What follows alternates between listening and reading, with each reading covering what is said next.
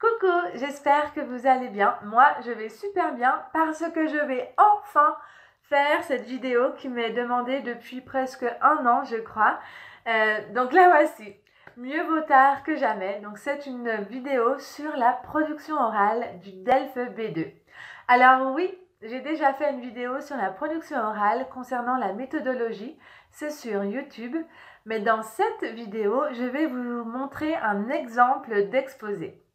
Avant de commencer, dites-moi dans les commentaires si vous allez passer le DELF B2 en 2020 ou si alors vous l'avez déjà passé. Vous pouvez nous raconter vos expériences. Allez, c'est parti pour l'exposé du DELF B2. La production orale est une épreuve individuelle. Contrairement aux trois autres épreuves qui sont la compréhension orale, la compréhension écrite et la production écrite qui sont des épreuves collectives, vous allez tous passer cette épreuve au même moment, alors que la production orale est une épreuve individuelle dans le sens où vous ne la passerez pas au même moment. Peut-être que ça sera l'après-midi, juste après les épreuves collectives ou quelques jours plus tard, ça dépend de l'organisation du centre. L'épreuve va durer 50 minutes. 30 minutes de préparation plus 20 minutes d'oral.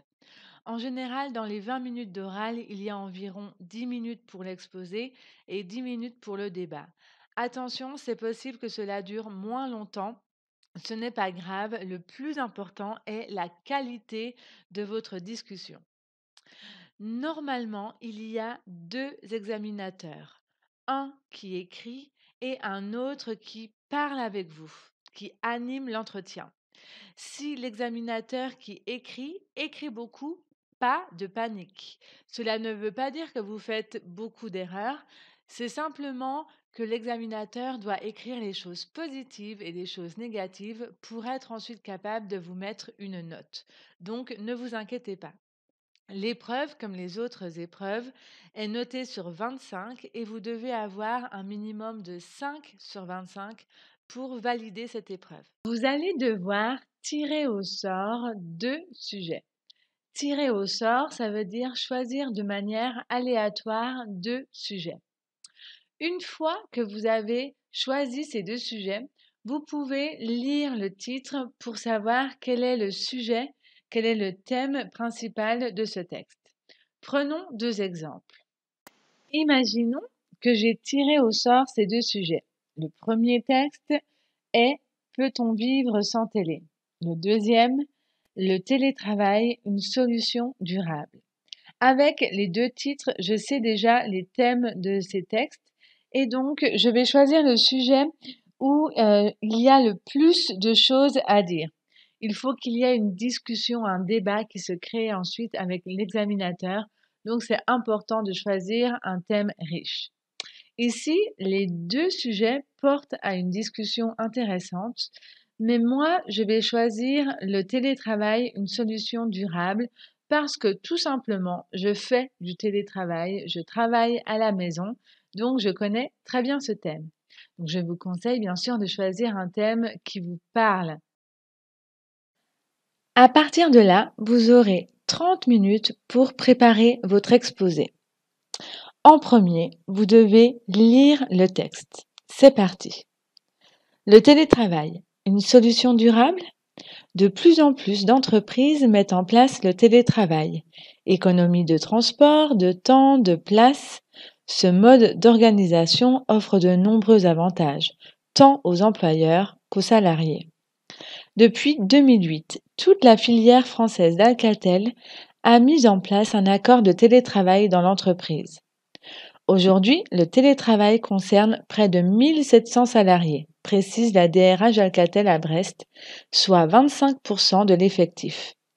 De la même manière, le Conseil général du Finistère expérimente actuellement le télétravail auprès d'une partie de son personnel pour réduire le nombre de déplacements. On a lancé un appel à candidature pour sélectionner 30 agents représentatifs des différents métiers et grades, explique Anne-Marie Gros, chef du projet Télétravail. En 2008, le nombre de kilomètres économisés équivaut à 22 fois le tour de la circonférence de la Terre, affirme Karine Verrier. Une journée télétravaillée représente une épargne de 2000 km de trajet, 32 heures de conduite et 162 kg de CO2 pour 27 télétravailleurs. D'après Aurélie Tepeau, bretagne.durable.info. Ensuite, je dois surligner les mots clés, les mots importants. Je dois voir quel est le thème de ce texte et je dois me poser la question si je suis d'accord ou pas d'accord avec ce que dit le journaliste ou la journaliste. Je vais les mots importants qui sont dans le texte. Pour ce faire, je vais lire en diagonale. Ça veut dire que je vais lire rapidement. Je vais balayer du regard pour voir quels sont les mots ou les idées qui sont importantes. Donc c'est parti. Donc le télétravail, une solution durable. De plus en plus d'entreprises mettent en place le télétravail, économie de transport, de temps, de place, nombreux avantages, employeurs qu'aux salariés, 1700 salariés, 25% de l'effectif. Le Conseil général du Finistère expérimente actuellement le télétravail. 30 agents représentatifs. Le nombre de kilomètres économisés équivaut à 22 fois le tour de la circonférence de la Terre. Et donc la dernière phrase, une journée télétravaillée représente une épargne de 2000 km de trajet, 32 heures de conduite et 162 kg de CO2 pour 27 télétravailleurs. Ensuite, je vais devoir faire une problématique. La problématique, c'est très important dans cet exposé. Donc, parfois, comme ici, il y a déjà une question dans le titre. Alors, moi, je vous conseille de reformuler cette question, c'est-à-dire de faire peut-être la même question, mais avec d'autres mots. Donc, le télétravail, une solution durable. Donc, qu'est-ce que ça veut dire? Ça veut dire, est-ce que le télétravail est une solution efficace qui va durer dans le temps? Donc, à la place, on pourrait dire le télétravail, l'avenir du monde professionnel. Pour les problématiques, il y a plusieurs solutions possibles. Donc, ensuite, une fois que vous avez créé votre problématique, vous allez créer un plan qui va répondre à cette problématique, d'accord? Tout doit tourner autour de la problématique. Donc, vous devez réfléchir si vous êtes d'accord ou pas d'accord avec le fait que le télétravail est une solution durable, que le télétravail est l'avenir du monde professionnel. Donc, pour moi, à mon avis, oui. Le télétravail va se développer de plus en plus. Donc, à partir de là, je vais créer un plan pour répondre à cette question. Donc, ici, je vais créer un plan tout simple en deux parties. La première partie sera les freins. Donc, les freins, c'est ce qui va ralentir le télétravail. Donc, quels sont les freins au télétravail? Et la deuxième partie seront donc les avantages. Qu'est-ce qui permet le développement du télétravail? Pour ce faire, je vais chercher des idées qui vont être illustrées avec des exemples. Donc, je peux les trouver dans le texte et aussi avec mes propres connaissances. D'accord? Donc, dans le texte, il n'y a pas de frein, il n'y a pas de choses négatives. Donc, je vais les chercher avec mes propres connaissances. Et donc, n'hésitez pas à rendre la chose réelle en disant, par exemple, je l'ai vu dans un documentaire ou j'ai un ami qui fait du télétravail. Voilà, ce genre de choses pour que votre exposé soit plus réel. Donc, on va passer à l'élaboration du plan. C'est parti! Sur une feuille de brouillon, je vais écrire mon plan. Ce plan va me servir à faire l'exposé. Surtout, attention, n'écrivez pas des phrases entières. Pendant votre exposé, pendant votre présentation, vous ne devez pas lire, d'accord? Vous devez seulement vous aider. Donc, vous devez regarder vos notes et ensuite faire des phrases de manière spontanée. En aucun cas, vous ne devez lire votre feuille. Si vous le faites, l'examinateur va vous demander de ne pas lire et peut-être qu'il va vous prendre vos notes. Donc, faites bien attention. Les notes, ce que vous écrivez, c'est là pour vous aider. D'accord? Alors, le plan, on va le commencer avec une intro. Donc l'intro, ça veut dire l'introduction, pardon, elle se divise en 3 parties. En premier, présenter le thème. Donc dans cette partie, je vais citer la source, je vais dire le titre du texte et je vais dire le thème qui est ici donc le télétravail. Ensuite, dans la deuxième partie de l'introduction, je vais citer la problématique, le télétravail, l'avenir pour le monde professionnel, point d'interrogation. Et ensuite, je vais annoncer mon plan. Donc, je vais écrire les freins et les avantages. Ensuite, je vais passer au développement. Donc, dans le développement de mon exposé, je vais commencer par les freins, par les choses négatives. Pourquoi? Parce que moi, je pense que le télétravail est l'avenir du monde professionnel. Donc, je vais traiter cette partie en deuxième partie. D'accord? Pour ensuite enchaîner avec la conclusion. Donc, en premier, je vais mettre donc les freins au développement du télétravail et je vais mettre peut-être 2 idées avec 2 exemples. En deuxième partie, je vais mettre les avantages au télétravail ou ce qui permet le développement du télétravail avec peut-être 3 ou 4 idées illustrées avec des exemples que je vais trouver dans le texte et aussi avec mes propres connaissances. Donc ici, je mets plus d'idées parce que je suis favorable. Et enfin, je vais faire la conclusion qui sera en 2 parties. La première, je vais résumer mon développement, reprendre les idées générales. Et enfin, je vais ouvrir sur un sujet. D'accord? Je vais ouvrir sur un sujet plus large. Peut-être, je peux aussi poser une question. Donc ici, je vais parler peut-être des nouveaux métiers qui se développent avec le télétravail, avec les nouvelles technologies. Je peux parler des influenceurs, qui est un nouveau métier, et qui pose la question, est-ce que les diplômes ont encore une utilité? Est-ce qu'on a besoin d'avoir un diplôme Bac plus 5 pour gagner de l'argent? Voilà, donc l'ouverture, c'est très vaste, hein. Il n'y a pas de bonne solution. Ça dépend donc dans quelle idée vous voulez partir. Donc, en ce qui concerne l'ouverture, c'est comme la problématique, il n'y a pas une ouverture ou une problématique possible, il y a plusieurs problématiques et ouvertures possibles. Voilà, et ensuite, donc suite à ça, un débat va se mettre en place avec l'examinateur. Donc en général, si vous êtes pour, lui, il va trouver des arguments qui sont contre, d'accord? Donc le but, c'est de voir si vous êtes capable de défendre votre point de vue, de préciser et de nuancer vos affirmations. Donc ça, c'est le but du débat avec l'examinateur. Donc, moi, là, je vais vous donner un exemple d'exposé. Donc, à partir de ce plan, je vais vous montrer ce que vous pouvez faire comme exposé. J'ai choisi de traiter le sujet numéro 5.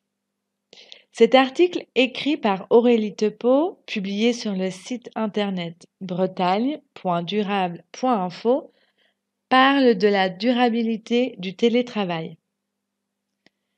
La journaliste constate que le télétravail se développe de plus en plus.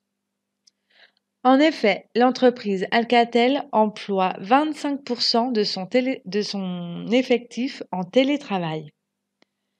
D'autres employeurs prévoient de faire la même chose, comme le Conseil général du Finistère par exemple.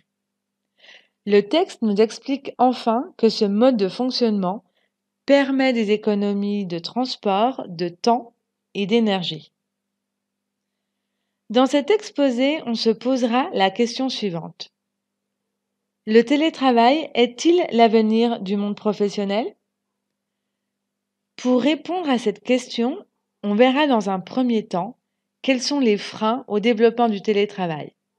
Dans un deuxième temps, on étudiera les facteurs qui permettent le développement de ce nouveau mode de travail. Le télétravail, qui consiste pour l'employé à ne plus travailler dans les locaux de son entreprise, mais à travailler depuis chez lui ou dans un autre lieu, se développe de plus en plus. Certes, mais cette solution n'est pas adaptée à toutes les personnes. En effet, travailler depuis la maison demande beaucoup d'organisation et de rigueur. Le responsable ou les collègues ne seront pas là pour vérifier à quelle heure l'employé commencera son travail. Et à la maison, on est vite tenté de faire autre chose, comme dormir plus longtemps, ou faire le ménage, regarder un film. Ce n'est pas si simple de s'organiser, de se motiver seul quand personne ne nous dit de faire les choses. Alors pour les personnes qui ont besoin de discipline et d'avoir un chef qui les dirige, le télétravail n'est peut-être pas la solution la plus productive. De plus, tous les secteurs d'activité ne sont pas adaptés à ce mode de fonctionnement. Dans certaines professions, le contact direct avec les clients ou les partenaires fait partie à 80% de leurs tâches quotidiennes. Donc dans ce cas-là, le télétravail paraît impossible. En effet, l'employé ne peut pas accueillir ses clients directement à la maison, ce n'est pas très professionnel et en plus, ce n'est pas très agréable pour la famille. Ma cousine, qui travaille dans un cabinet d'architecte, a des rendez-vous professionnels presque tous les jours. Pendant quelque temps, elle souhaitait faire du télétravail et rapidement, elle s'est rendue compte que cela ne serait pas possible de recevoir ses clients à l'extérieur du cabinet ou chez elle. Alors, elle a renoncé à cette idée. Cependant, le télétravail se développe de plus en plus. Même le Conseil général du Finistère est en train de mettre en place ce type de travail. Selon moi, le télétravail est l'avenir. Il comporte quelques freins, mais les avantages sont nombreux. En 2020, plus que jamais, le réchauffement climatique est une priorité mondiale. On doit changer nos modes de vie pour pouvoir sauver notre planète. Et le télétravail permet de faire des économies considérables en termes d'énergie. Pour 27 télétravailleurs, en 2008, le nombre de kilomètres économisés était égal à 22 fois le tour de la Terre. C'est beaucoup, hein? Et c'est seulement pour 27 télétravailleurs. Alors je pense que les gouvernements vont inciter les entreprises à faire du télétravail. D'ailleurs, les employeurs ont des intérêts à ce que leurs employés travaillent à la maison.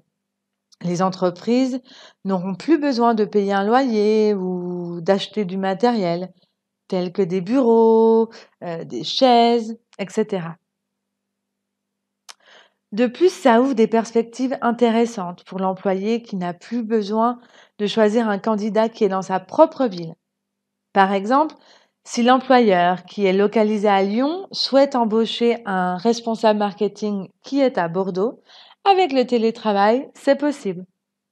L'employé n'aura pas besoin de bouger de chez lui, ce qui est très avantageux pour lui, car il pourra ainsi adapter son emploi du temps à sa vie de famille. Justement, il y a quelques jours, j'ai vu un documentaire sur TV5 Monde qui parlait de la difficulté pour les parents de trouver une nourrice ou alors d'avoir une place à la crèche. Donc, si un des deux parents ou même les deux parents font du télétravail, ils pourront adapter leurs agendas pour avoir du temps pour s'occuper de leurs enfants. Et ils pourront aussi les emmener à l'école, par exemple. Je pense que le monde évolue et le monde professionnel aussi. Donc, pour conclure, je peux dire que le télétravail se développe de plus en plus, même si oui, des freins existent à ce développement. Cependant, je pense que le télétravail est l'avenir du monde professionnel. Les avantages sont nombreux. En effet, cette solution est écologique, économique et flexible. Grâce au télétravail et au développement des nouvelles technologies, de nouvelles professions sont apparues. Sur les réseaux sociaux, il y a de plus en plus de personnes qu'on appelle influenceurs qui travaillent depuis leur domicile pour des marques. Le but de leur travail est de promouvoir des produits miracles. Donc en fait, toute la journée, ils font la publicité de ces produits depuis leur maison ou leur appartement. Et pour les plus célèbres, ils gagnent beaucoup d'argent. Alors peut-être que travailler depuis chez soi et gagner beaucoup d'argent sans être diplômé, sans être titulaire d'un master, c'est peut-être ça l'avenir, non? Voilà, j'espère que mon exposé vous a plu. Ne vous inquiétez pas, bien sûr, si vous ne parlez pas à la même vitesse que moi, si vos phrases ne sont pas construites de la même manière que moi.